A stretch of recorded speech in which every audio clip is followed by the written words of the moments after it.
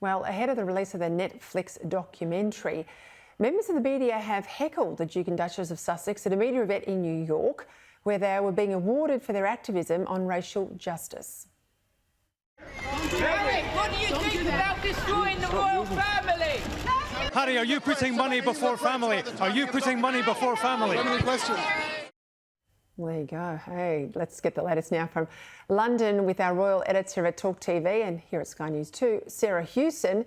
Sarah, moments away from the documentary, I'm sure you're going to watch it. We'll see 3 episodes tonight. This will be what they call Volume 1 and another 3 episodes, Volume 2, which is supposedly the end of it next week. Tell us what you think we're likely to see. Well, we've seen those 2 explosive trailers already, Peter, haven't we? In which we've seen Harry and Meghan make accusations that the palace failed to protect Meghan, that there was briefing, the leaking and planting of stories against them, Harry describing it as a dirty game. And I think the royal family will be braced today in the next few minutes for what is to come from this couple. They are hoping that it's not going to be as bad as has been feared. They're hoping that they will be able to remain quiet on this, to sit back and let it all play out. What their real hope is that this Netflix storm will blow over, that the book storm in January will blow over, and this Sussex score will eventually blow itself out without them having to say anything. But that may well be wishful thinking. And I think they are prepared, if there are what are deemed to be outright lies and inaccuracies in these next 6 episodes of this documentary, to respond. We're told that the King and William and Kate will not be watching, but certainly royal aides within the royal households and their lawyers will be watching this very closely as it airs in the next few minutes, Peter.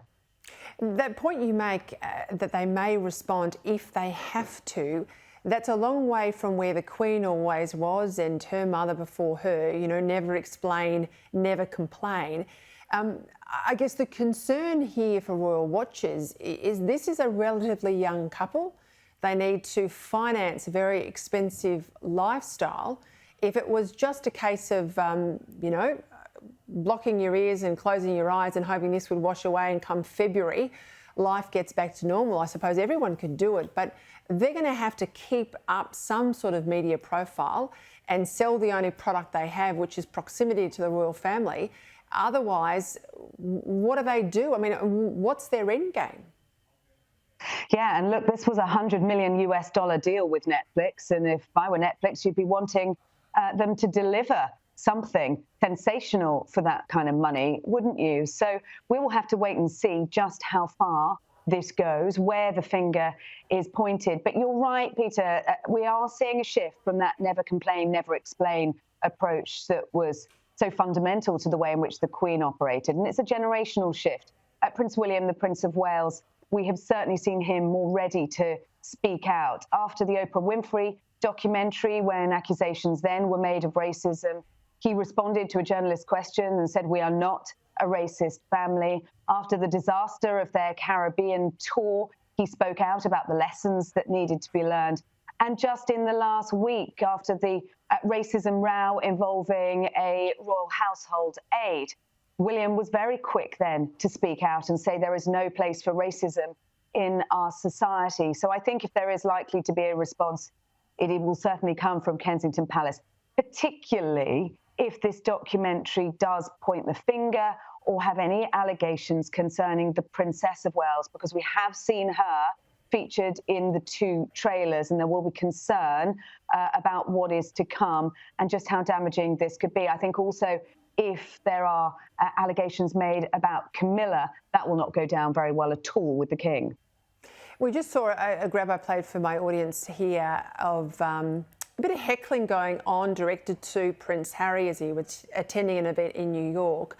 A lot of criticism about, you know, almost doctored imagery in that trailer, using footage of the paparazzi at a Harry Potter premiere, trying to look like it was a premiere or an event that the Sussexes were attending. Of course, it wasn't. It feels like the tide's turning. Yeah, there has been a lot of criticism of these 2 trailers because of footage that is used that is intended to portray media harassment of the couple, but turns out, as you say, one image showing paparazzi at the Harry Potter premiere, another image outside a court case involving the glamour model Katie Price, for example, a shot that was taken from an approved media position, which appears to show them taking a clandestine photo of the couple with their child.